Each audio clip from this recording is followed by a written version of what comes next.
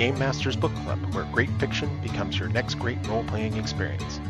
This episode, 3 new Game Masters take up the quest of the GM's Book Club with the first book of the Percy Jackson and the Olympian series, The Lightning Thief by Riordan. George Krubski, Marshall Smith, and Eric Driks accept the challenge of bringing Percy, Abigail, Grover, as well as all of the Olympian gods to your gaming table. Let's get into the conversation. Hi, everybody. Welcome to the Game Masters Book Club. I am Eric Jackson. I am your host, and I am here to introduce you to 3 new Game Masters. This is great. Welcome, everybody. How's it going? Yay! Yay! Yay! Hey. Fantastic. All right, so I'm going to have each of these wonderful people tell you something about themselves, and then they have a deep philosophical question to answer before we get started, one of religious importance. Everybody here is going to talk about their favorite mythological deity before we get started talking about all of the deities that are present in Percy Jackson's The Lightning Thief and the Percy Jackson Olympians series. So I think we're going to start with George. George, would you want to introduce yourself to everybody and tell them what your general gaming background is and who is your favorite in-game deity? Sure. My name is George Krubski. I've been gaming since the 70s, I think. It might be a little unusual in that I skipped over D&D pretty quickly and went into sci-fi and superheroes almost immediately. I played D&D, but I spend most of my time when I'm running games, it's sci-fi. In the old days, superheroes, pulp fiction, pulp stuff. There you go. I've run at least 2 decade-long campaigns and a lot of other shorter stuff as well. Fantastic. And your favorite deity? It's tough to pick a favorite deity, so I like a lot of the Middle Eastern stuff. I'm interested in like the Shanema, the Persian Book of Kings. Gilgamesh, I guess, is a hero rather than a deity, but I think the Middle Eastern stuff's pretty cool. Awesome. Marshall, would you like to go next? Sure, absolutely. So I've been gaming since Redbox D&D, the best Christmas present I ever received. And I have a few different things as far as Geek Tread go. I've got a couple of publishing credits, a couple of playtest credits, mostly for things that came out of AEG. Not to interrupt, Marshall, but what is AEG? Oh, Alderac Entertainment Group. So I wrote for 7th Sea, the first edition. I did short story for Warlord of the Accord Lands. I did playtesting for Spycraft after it left AEG, and did some writing and playtesting for Edge of Midnight, done by Rob Vox, which again, after he left AEG. Fantastic. And your favorite deity? I think I'm going to have to go with Morrigan. Both the actual goddess as worshipped by the Celts, and she gets some really fantastic representations in a lot of different fictional books. The Iron Druid, Dresden Files, etc. Great. Fantastic. Eric, your turn now. Aw, thanks. And thanks for having me here. Yeah, so my name's Eric. I'm from the Philadelphia area. Been gaming a while, from Dungeons and Dragons to Palladium to a variety of different hero games, Cthulhu. Had my hands playing in a lot of things, literature writing degree, first time delving into Percy Jackson. So excited about it.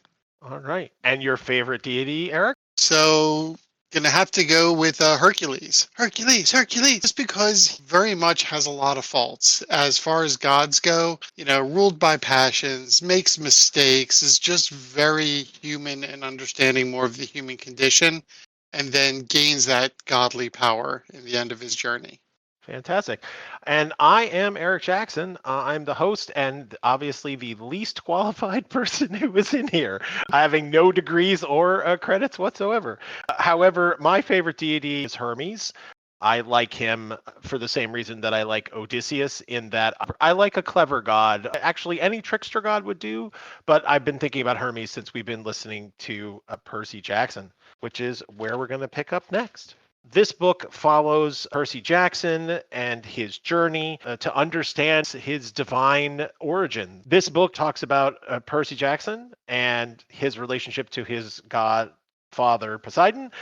He meets up with a group of other god children at a camp called Camp Half-Blood, and from there he gets 2 great friends, Annabeth Chase, who is also a godchild of Athena, and Grover Underwood, who is a satyr, and they have a whole questing thing that's going on with them, which I think is really interesting in the book.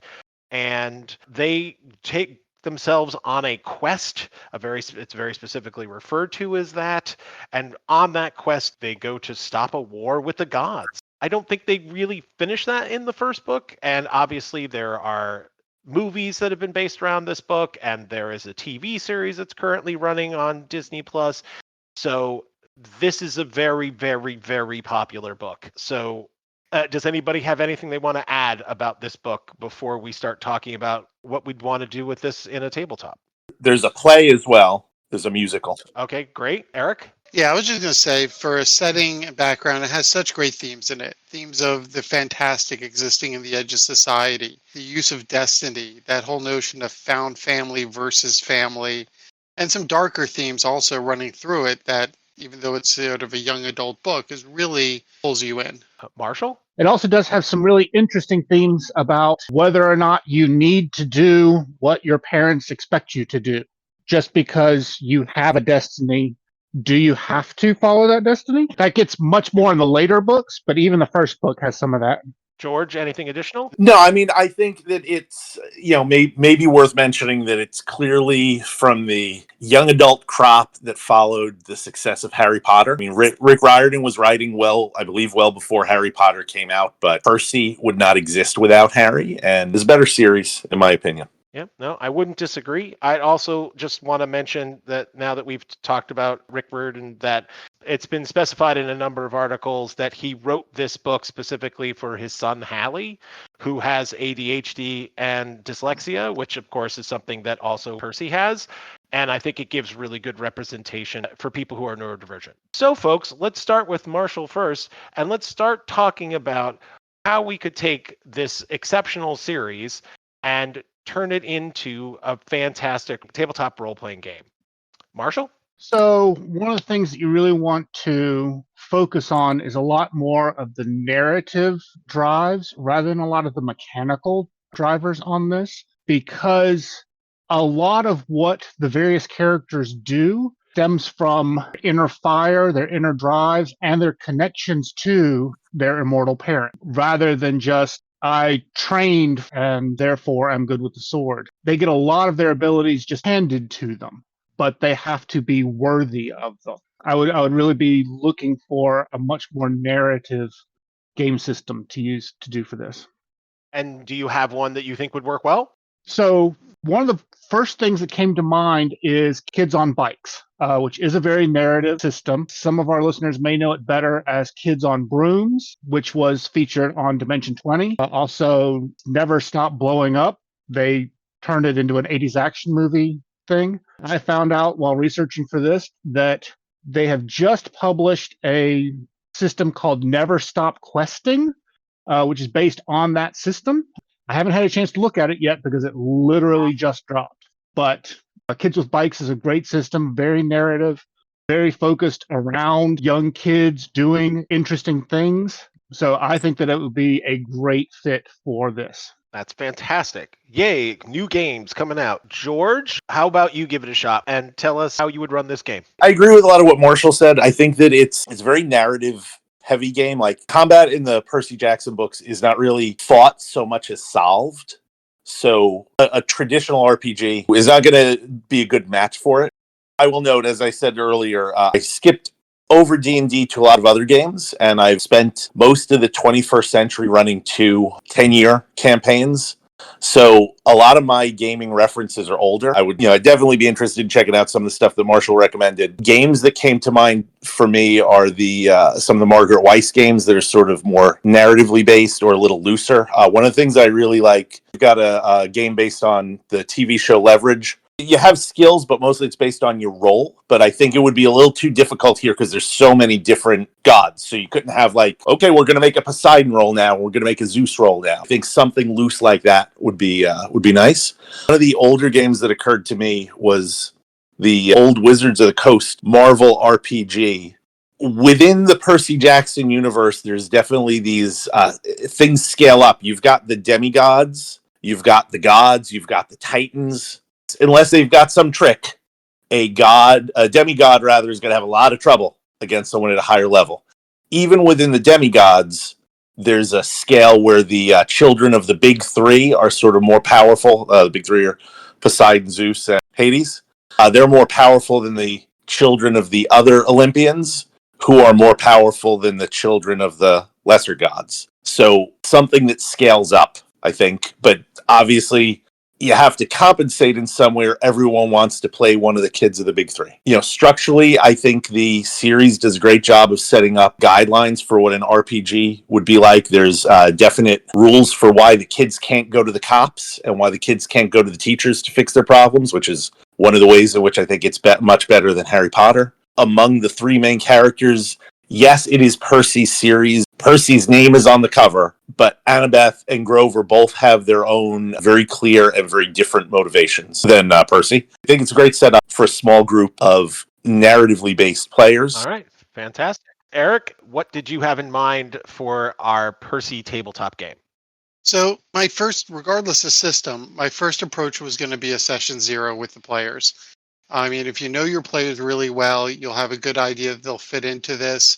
There's a lot of themes in there, especially if you don't know your players. Violence, bullying, drug and alcohol abuse was sort of hinted at in some ways. Different beliefs around Eurocentric and disabilities and things like that. But just to engage your players to get on the same footing, I think is really important. System-wise, D&D I think could be a great fit, but I was leaning more towards a cousin to D&D, which is Mutants and Masterminds, which is a D20 system based on the 5th edition rule set.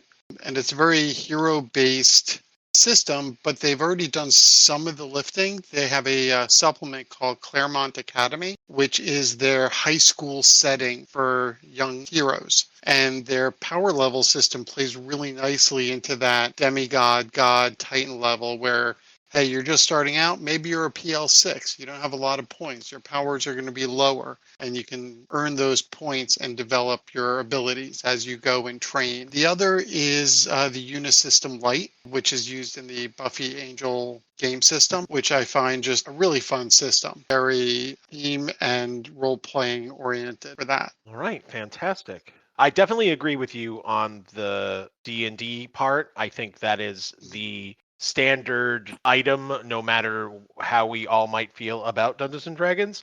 But it does have a specific book out right now called Mythic Odysseys of Theros, which runs on this whole idea of you playing heroes. So if D&D is all your people are comfortable with, then I think that's a great place to go. But I also agree with George that I don't think this is supposed to be a combat-heavy game based on the book because, as you said, combat is solved, not fought. For that, I found 2 different games, one of which was called Godbound. And Godbound is a very dark version of this. So if you are the kind of person who wants to make Percy Jackson gritty for some reason, that would be the game for you. But I think the game that most closely matches it for me is a role-playing game called Agon, A-G-O-N. It's a very quick play-based system. It has one roll resolution, like George was mentioning earlier. It has great mechanics for things like when you generate your character, you have an epithet, and it also talks about lineage, which is going to bring us to those big 3. And then we have other items like Divine Favor.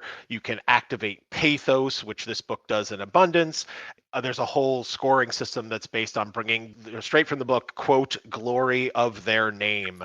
So I think Agon is a great quick play version of this. I haven't had a chance to run that game, so I can't speak to how great its mechanics are, but they did read really well. If I were going to run Percy Jackson, that's the system I would try it in, unless I couldn't get anybody interested in a new role-playing game, which, let's be honest, is 90% of the time when you're trying to get a group of gamers together, in which case I would be like, okay, let's play D&D and we'll go Mythic Odysseys of Theros and I'll get to run my game that way, even though it might not be perfect. And hey, if you do D&D, there's a first edition Deities and Demigods book. You can still find PDFs to view online, which has a lot of great little snippets of information on multiple pantheons.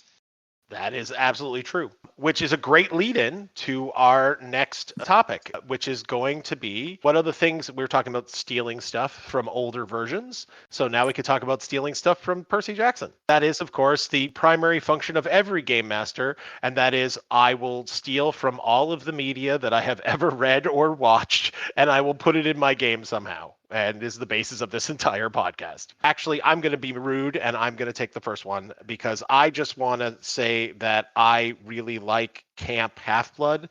I love a good school book in any version. Percy Jackson doesn't spend a ton of time on the school. It's there and it's very active and it has very specific rules, but that's my favorite part. And even though things like Strixhaven, which is a D&D book, which is, again, a little bit more Harry Pottery, has some structure for something like this, I do think Camp Half-Blood would be something I'd want to put in a world where I had Children of Gods. And I will pass the baton on to Marshall next. Great. On that note, just before I take the rest of it, there is another RPG that I found called Camp Myth. Ooh.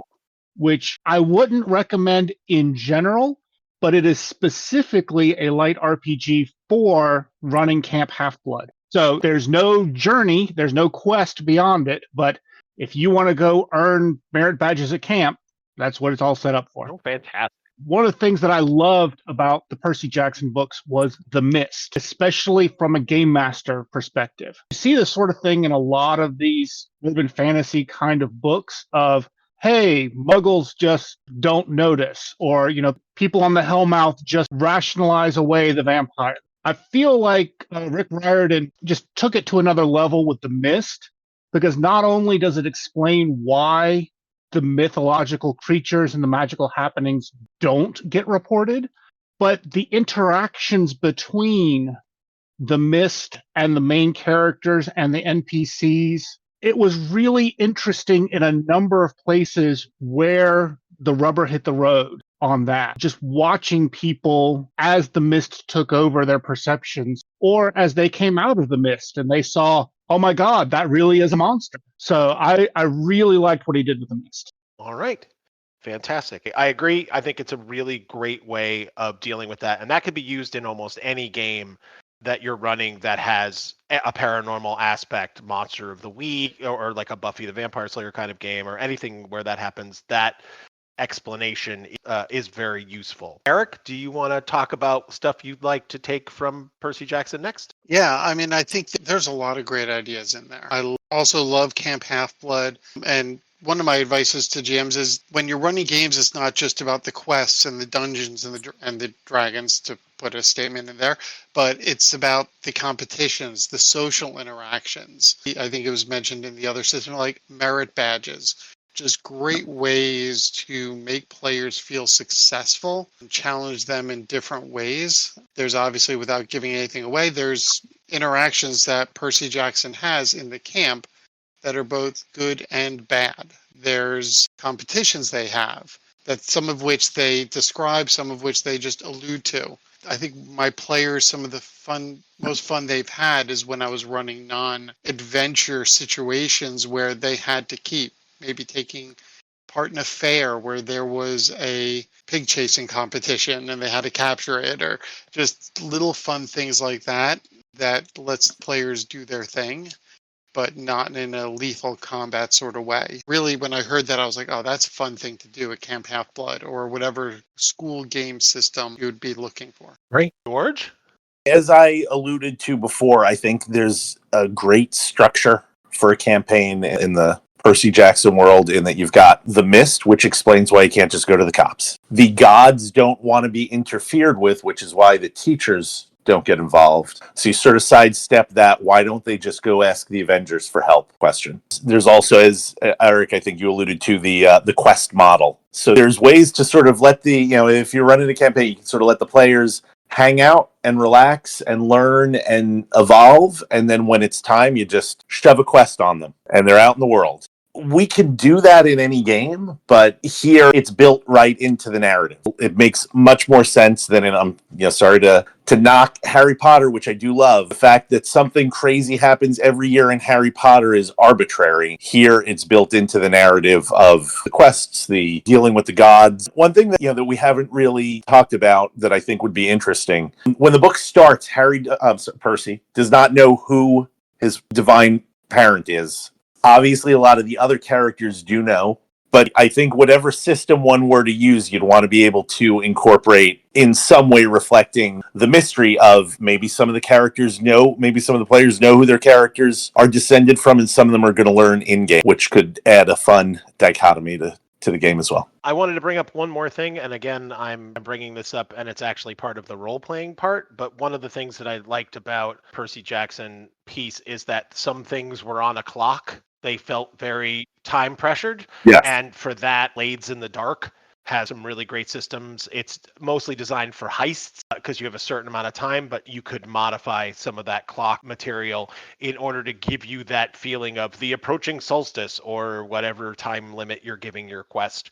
You wouldn't necessarily even need to run it in Blades in the Dark, but you could steal that clock system, which is that you have a clock as the players and you as the game master have a clock. And if there are successes, the character's clock moves forward. If there are failures, then the game master's clock moves forward, and whoever finishes first, wins, kind of a thing there. So that's a great piece to help make that feeling, which takes place a lot in the first book for sure, this idea of extreme time pressure and having to get things done within a certain amount of time. That could be a great way to reflect that concept, which I would also like to take from that book. First, I think we see it in this book, but it definitely is very apparent as the series progresses. A lot of times the characters think they have a clock, and that clock changes dramatically in response to circumstances. So there's definitely instances where, if you're using the Blades in the Dark model, where they lose like 3 slices off the clock before they even realize what's happening, which adds a lot of good pressure, a lot of unpredictability to the series. I don't know what Riordan's background is, but definitely I think applies a lot of screenwriting techniques to the story, and some of them are basic elements that any game can use to its benefit. Obviously, anytime there's time pressure, if people have all the time in the world, they're just going to grind up, get all the resources they can, and complete the quest, finish the mission, whatever. So I agree with you. I think that the clocks are great. And I think the whole idea of why can't they just go to the adult? Now, if you see a movie and you get to the end and you're like, why didn't they just go to the police? That's probably not a good movie. But once there's a reason for them to not go to the police and they're on their own, much better movie, and that's what Riordan has done. All right. Does anyone have other things that they'd like to steal from Percy Jackson at this point? I did explore the concept when I was thinking about running a game in this world. I thought you can actually run it from 2 different points of view. You can run it as the kids that are, getting these destinies and these quests. Would it be interesting also to say, all right, you were half-blood campers. You are now adults in this world looking after these kids, or you are now working as an adult. What happened, the end result of these characters growing up. The adventure doesn't have to stop. The mission just changes. Eric, you may want to keep reading the series. Because as it progresses, they do kind of deal with the fact that, like, hey, we're getting a college level and after. What does that mean? Right. Which is very interesting, and it shifts the dynamic quite a bit. Absolutely. I am planning on continuing. Oh, yeah. I would also recommend, at least as far as games are concerned, there is a game called Changeling, which is out of the White Wolf group. And one of the things about it is that it has levels of folks who are involved in the magic world. And there are wildlings, which are like the kids. And then there are, I forget what the middle one is. And then there are grumps, which are the older people who have been around for a really long time. So that might be something, if, again, maybe not the best system to run this in, but you might find some inspiration in it. That sounds great. And of course, White Wolf also has Scion, which is intended to be you are playing a demigod. Oh, well, there we go. But it is a much more adult-focused game, and I don't feel like it would be appropriate for Percy Jackson per se. But if you wanted to play adults who are dealing with a lot of these kind of things, that might be something to look at.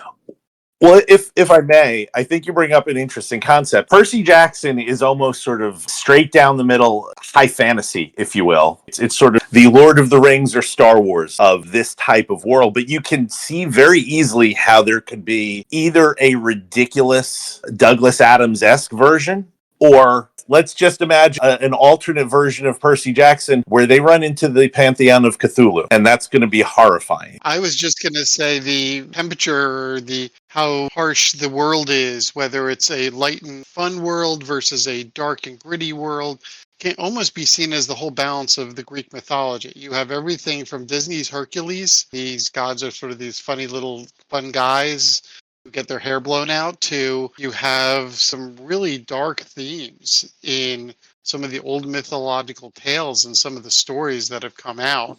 So you could, either way you lean, it's a great setting. It's a great potential for a campaign setting. Even within Percy Jackson, there's pretty clear implication. If you don't make it to Camp Half-Blood, it's a very different life. Oh, yeah. There's a lot of adult themes in there, which I think plays to the statement that, teenagers these days are not immune. Many times they're tried to be protected, but really it's some of these darker things out in our world are out there, and you can't shield people 100% regardless of how much you try. Ooh, that was a downer. There's at least two parents on here, so I can appreciate where mythologizing and fictionalizing the terrible things that can happen to kids is a good way to then use games like this to discuss the real things that are happening in the world with our children, which I guess brings me to a quick side question. And I don't know the answer to this. George and Eric, do you game with your kids? I do. I gamed with my kids when they were little, starting them off on Cape and the Borderlands with their first module, and them being really little and trying to climb over the wall and escape, which they didn't have to do. But they're in their 20s now, and I still game with them when I can. Awesome. George? For me, board gaming, but not RPGing, we did read both the Harry Potter and Percy Jackson series, as well as a couple other ones. And I'm talking into when she was like 14. I was still reading books to her in the car. So. That's awesome. Marshall, are you with me in the no kids camp? I am, in fact. Excellent there. But George does talk about reading books and books that would be related to this. I think we've covered HP pretty well, but I'd like to go on and ask Eric, could you lead us off on media and or books that you thought would be inspiring like Percy Jackson? The Magician series, both the TV and the books, I think plays heavily, again, slightly aged up, but you still get a lot of those similar themes, much more focused on magic, but there's still gods and there's mythological creatures, and there's a lot of fun interpretations of what magic means in the world. On the other side of it, you have things like Buffy or Supernatural, even Dresden Files, which is all that like supernatural on the outskirts, just beyond your normal vision. Great. Fantastic. Marshall, would you like to go next? Sure. When we're talking about gods walking among men, my mind immediately goes to American Gods, a book that I've read many times. And it is obviously much more adult themed than Percy Jackson, but wrestles with a lot of the same questions around destiny, around the interplay between human free will and the will of the divine. And I think that you could play with a lot of very similar elements. George? Well, I mean, if you like the theme, if you want variations on the theme of Percy Jackson, you don't need to look much further than Rick Riordan himself. He has done the Percy Jackson series, goes between Greek and Roman. I think there's 14 or 15 books now. He's done Egyptian, where the characters are not descendants of the gods, but are the avatars of the gods. He's done a Norse series where they're soldiers for Valhalla. In fact, one of them is Annabeth's cousin. I know he's done a Celtic short story. I haven't read that one. He's got an imprint called Rick Riordan Presents, where they do probably a dozen different myths. I know it's Hindu, Aztec, Korean, Caribbean, Navajo, Chinese, and a bunch of others that I'm forgetting. I wanted to add something besides Rick Riordan direct, so I started thinking about what were some of the series that we read. There's a series of books called Fablehaven by Brandon Mull that it's a series of nature preserves across the globe where supernatural creatures exist. And someone is trying to take them all out, which, again, would be a pretty good RPG. Agreed. Absolutely. I'll wrap it up here and talk about my favorites. If you wanted to do a school book and you didn't want to do HP, I would recommend Naomi Novik's Scholomance series. The first book is called A Deadly Education. We were all talking about changing the theme from lighter to dark. If you wanted to run a much darker version with Cthulhu-like beings involved, that's the book. It absolutely is fantastic. Giant creatures called more mouths devour people whole, but they never actually kill them, and they live inside their stomachs forever. It's horrid, but it's great. It's a fantastic series, and I have a personal low tolerance for horror. That book is great. I cannot say enough about Naomi Novik's A Deadly Education. I would also, along the lines of the Destined Questy one person, recommend In Other Lands by Sarah Reese Brennan. It's a little bit more of a portal fantasy, less of a being in our world thing. So although there is some back and forth between that, so in that regard, it could be really good. And then the last one I thought of is just a classic of fantasy. People get together and they're destined to move forward and they have powerful parents. I would go with anything by Tamora Pierce. All of her YA stuff is amazing. Nice. You know, starting with Alana, the first adventure from the Song of the Linus series. She literally has, I think, like 5 different young adult series with kids with powers who go on cool things. But that's all in a fantasy world, not within our world. So in that regard, it's another half step away from Percy Jackson. I think, again, the Deadly Education by Naomi Novik is the best match. Sounds fantastic. All right, so that brings us to wrapping this up here. I've had a wonderful time talking with you folks. If you would like to, again, say who you are, and if you've got any projects out there, if you want people to follow along, or anything that you're supporting or doing out in the world. George, why don't you start? Sure. I think it was about 2 years ago. I worked on the 10-year anniversary edition of the Firefly board game. It's based on Joss Whedon's TV show. If you like the game, if you like the show, if you like gaming, check it out. It was a Game Found campaign, so you'd have to get the whole thing, probably from a gaming store, but it's definitely a very fun game. If you want to talk about it, find me on BoardGameGeek.com on Firefly the game page. I also want to do a shout out for my friend Will Padilla. He does an 80s themed podcast called 1980s Now. They talk a lot about the significance and the nostalgia of the 80s, but they also do these sort of, they call it true crime, but it's really just weird true stories from the 80s. And I've done a couple scripts for them. I'm working on one coming up soon that, depending on, Eric, when this episode drops, that may already be out. Oh, it probably will be, given the rate at which I edit things. Yes, that's fair. So I'm doing one for it's going to be based on a real life treasure hunt, late 70s, early 80s, and another one that I did a while back was on the Atari Sword Quest games. That was a good episode. Yeah. Extra shout out to Will. When I started working on this podcast back last year, he was the main guy I spoke to on how do you do a podcast? He was he's been a rock of support. And theoretically, at some point, he said either A, I could come on his podcast, or B, we could get him on here. So we'll see if we can't get Will to show up and do a little discussion with us at some point in the future. Over to you, Marshall. I want to shout out to my friends over at Crafty Games. I became friends with them doing Spycraft back in the day. They've largely moved over to board games, including a great board game based on Brandon Sanderson's Mistborn series. They have just opened up their Amazon shop, so ask people to go check them out. Fantastic. Eric, give us your shout outs. All right. So my shout outs, as previously mentioned, our main character this podcast is Percy Jackson, who's a bit neurodivergent. And I just wanted to bring some attention to gameonphilly.org, which you can, learn more about at gameonphilly.org. And I just encourage you to visit the site, volunteer, donate if you can. It's an organization that seeks to share the benefits of role-playing games the people in the Philadelphia area, especially the economically disadvantaged and neurodiverse. So great organization. If you have time, take a look. All right. I can only say that I'm super happy that you guys, we gotten together. This is our first recording together. So thank you so much for doing the book club with me. It's always great to have new people on. And you guys brought really great energy and really fresh ideas. So thank you so much for being here. Thank you. It's a great group.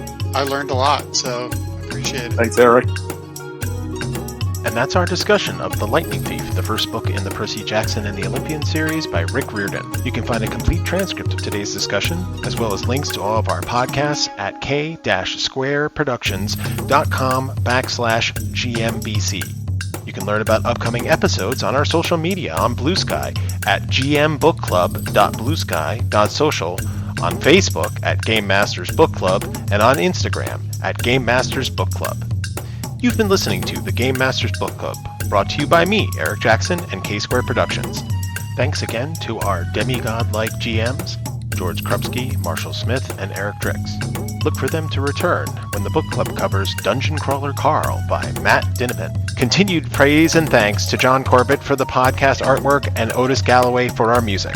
Later, gamers, and to paraphrase the great Terry Pratchett, always try to be the place where the falling angel meets the rising ape.